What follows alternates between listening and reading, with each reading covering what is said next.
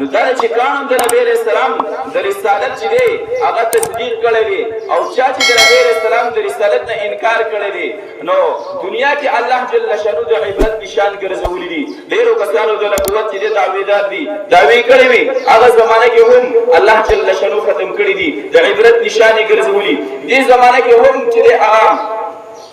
لدغه خلکو پیروکاران شته دي لکه غلام محمد قادیانی د موجوده دور چې ځان ته پیغمبر وي د نبی علیہ السلام نه وروسته ځان ته نبی وي او هغه پیروکاران اوس هم چې هغه ډېر موجود دي نو د دې وجه نه په 1926 کې د بهاولپور په علاقه کې یو کس چې هغه قادیانی شو د غلام محمد قادیانی د رسالت اقرار وکړو د نبی علیہ السلام د رسالت نه انکار وکړو او دغه چې کوم کس چې قادیانی شو د دې بیبي چې وا هغه د یو عالم لور وا مولوی خدا بخش چې د لور وا عائشہ دې چې د دې سره په نکاح کې وا هغه ته چې پته ولګي د زما قانون په قانون شوی دی دغه چې غیر مسلم دی د ایمان نه وتلې دی د ایمان د اسلام نه خارج شوی دی نو هغه زلاله چې په عدالت کې درخواست جمع کو چې د دې خاوند سره زما نکاح ختم شوی دا د غیر مسلم دی زه مسلمان یم نو مسلمان د کافر سره نکاح چې نه کیږي نو مسلمان د کافر سره نکاح چې ختم شوی دا نو عدالت د زما د نکاح تنسیخ چې فیصله وکي زما نکاح د دې سره چې ختم کی نو عدالت کې کیس داخل شو قاضیان چې درا چې نه نکاح نه ختميږي ابو ذات مسلمانان وي د بهاولپور چې کوم علما هغه علما هم راجم شو او قاضیان چې ابو عدالت ترال ابو چې خپل چې دلایل به پیش کول او مسلمان چې علما ابو په دلایل ورکول په دې باندې فیصله چې اوشولا چې د ختم نبوت عقیده مضبوط دغه دلایل مضبوط د غلام محمد قادیانی دلایل چې کمزوري فیصله کېدله او دومره چې ابو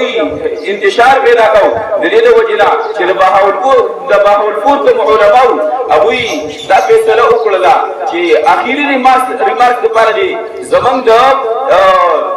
د هند چې کوم لوی عالم دی لوی عالمي هغه دی راوستل شي هغه د توکیل جوړ کړي شي هغه د اخیری چې فیصله وکالت کوي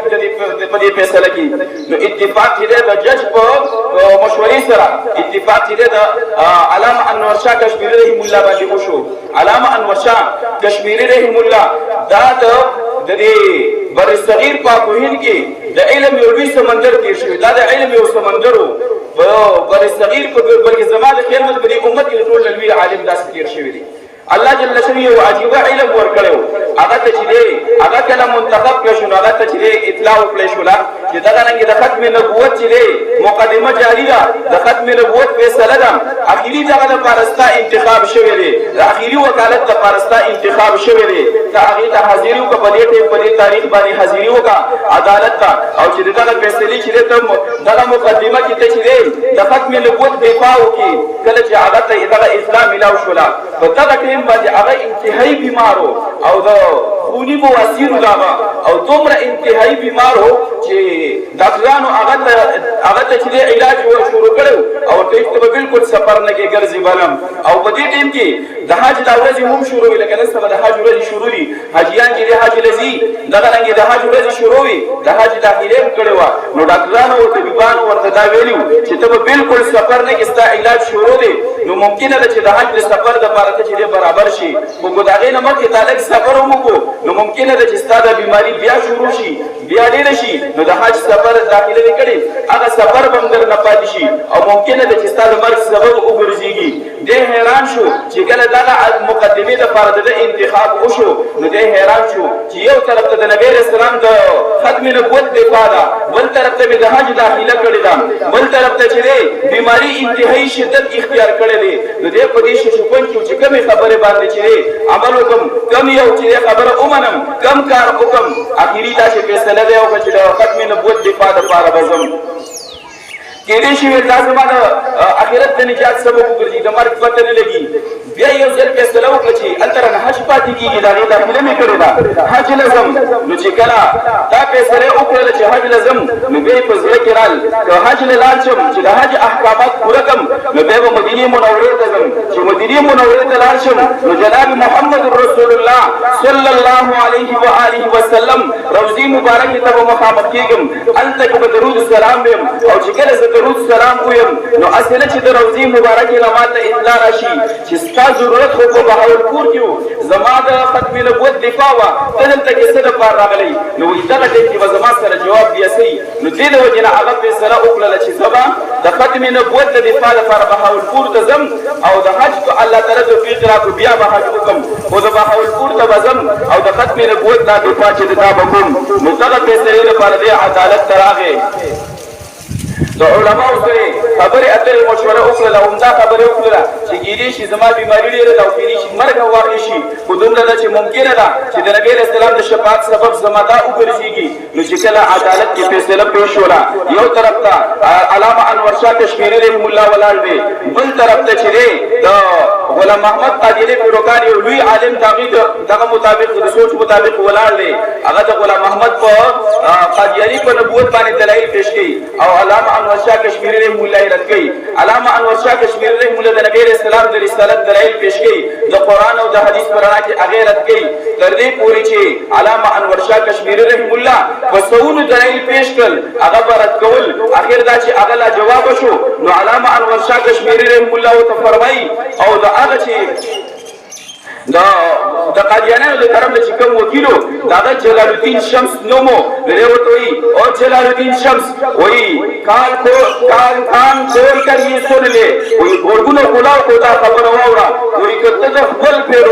چا چې پیروکار خپل پیغمبر ورته ویته چې پیغمبر غني غلام محمد قادیانی وایي کته غواړي په دې عدالت کې د اوس چې په جهنم کې خودلې شم نو په دې خبره باندې هغه په جلال کې راغی چې کله دا خبره وکړه نو هغه چې جلال الدین شمس چې کوم هغه لا جواب شو بالکل د جبه نه بل الفاظ ونوتل نو فیصله چې دا هغه د نبی رسول الله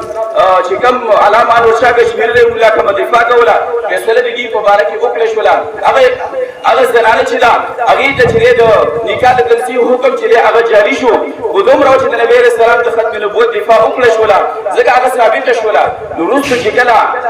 فیصله ختم شو وروسته یو مرید یو شاګرد دی علامه انور شاه کشمیری رحم الله له تاسو کوي وای حضرت وای تا چې دا دومره مضبوطه خبره وکړه چې تا په دې عدالت په وړاندې باندې دغه قادیانی ته وې چې کته غواړي نو په دې عدالت کې تا په اوس په دې ټیم باندې غلام محمد قادیانی په جهنم کې خودلې شم نو کته ستاره چیلنج قبول کړی وې چرته وای تا دا چیلنج قبول کړی وې چرته نو تا سره به جواب سو تا به دلته د ټول عدالت ته جج ته د ټول قوم ته وري جهنم حالت څنګه خودل نو علامه انور شاه کشمیری رحم الله ته فرمایي وای زما په خپل رب باندې 100% نه بلکې 1000% یقین دی چې کم کس د ختم نبوت د دفاع لپاره ودرېږي الله جل شانه نه په دنیا کې او نه په آخرت کې هغه ذلیل کی نو زما په خپل رب باندې 1000% یقین دی کچره ما دې قادیانی دا خبره چې دا خبره زما چیلنج قبول کړې وي ما به الله نه سوال کړی وي الله جل شانه دې ټول قوم ته چې دا شان خودلې وي هغه قادیانی به ورته په جهنم کې خودلې وي ول زما په خپل رب باندې یقین دی خو چې کله یقین جوړ شي د ختم نبوت چې هغه ډېره اهمه مسله ده څو کاله مخکې په انګلند کې چې یو کانفرنس مقرره وي او د ټول مذهب فکر خلک پکې راجمع کوي نو په هغه کې یو د مسلمانانو تر طرف نه یو نوجوان چې دی یو نوجوان مسلمان چې دی ناسو نو په دې کې یو يهودي چې دی یو زنانه وه هغې داسې کار وکړو چې هغې د شرابو د زهرو یو بوتل راوړو او مسلمان ته وایي تاسو وایي چې هر څه الله کوي ستاسو په خپل رب باندې یقین دی ویل دا د زهرو بوتل دی ویل دا اوس کا ویل ستا رب دې تا بچ کي هغه چې کوم مسلمانو ایمان مضبوطو هغه داسې لږ سوچ وکړو او بوتل نه سر لرې کړو بسم الله یې ویله او بوتل یې ور واړو هغه زهر یې اوسکل لږ شانې به د یخ کې پرېښودل نو هغه خلکو چې دی وی یره ول موږ به د دې زهر ټیسټ کوو دې شي دا زهر چې دی اصل د زهر بوتل یو چې په اوبو کې اچول شي هغه مسلمان ورته وي ټیسټ ته ضرورت نشته دی ټیسټ به ورس په دې کانفرنس کې وکړو ول ما په دې بوتل په یو کې لږ شراب د زهر پرې دي ول کوم یو کې غیر بلال شي د غلط زهر دی اوس کی دې په پته ولګ چې د ایمان چې دی هغه شته دی یا نشته دی یا دې په خپل مذهب کې چې هغه یقیني دی رښتونی دی یا دروغجن دی ول به یو هغه ته تیار نو مسلمان هغه مقدمه چې دا هغه وګټله نو دومره ده چې د ختم نبوت مسله دا ډیره اهمه مسله ده او نن سبا دور کې دا قادیانین ډیر په زور شور کې دي په ډیر زور شور کې دي خاص کر زمونږ په یونیورسيټو او کالجونو کې هغه په دې دا تحریف ډیر زیات چلی نو چې څومره د دې نه موږ ځان خبر کو د عقیده ختم نبوت نه د دې نه ځان خبر چې اصلي د نبی اسلام اخیری نبی کې ګڼل چې د دې نبی اسلام نه پس بل پیغمبر دنیا ته راتلو نشته به زمونږ عقیده او کوڅوک دلایل پیش کړي او دا علماء ذکر کوي چې یو کس تاسو وایي چې د نبی اسلام پر رسالت درته دلایل پیش کوم او دا چې زه پیش کړه نو بعض علماء چې کافر شو په دې باندې ځکه چې د نبی اسلام پر رسالت د ختم نبوت شک پیدا شو چې دې شي د دلایل مضبوطي نو دا چې عقیده ختم نبوت دا به زموږ عقیده دا به زموږ ایمانی چې نبی اسلام اخیری پیغمبر دی د نبی اسلام نه پس بل پیغمبر دنیا ته راتلو والا نشته دی د نبی اسلام نه پس بل څوک د نبوت دعوه کوي د پیغمبري دعوه کوي دا کسب په خپل نبوت دعوه چې دروغجنی دا به چې کذابي دغه په دنیا کې بل غټ دروغجن نشته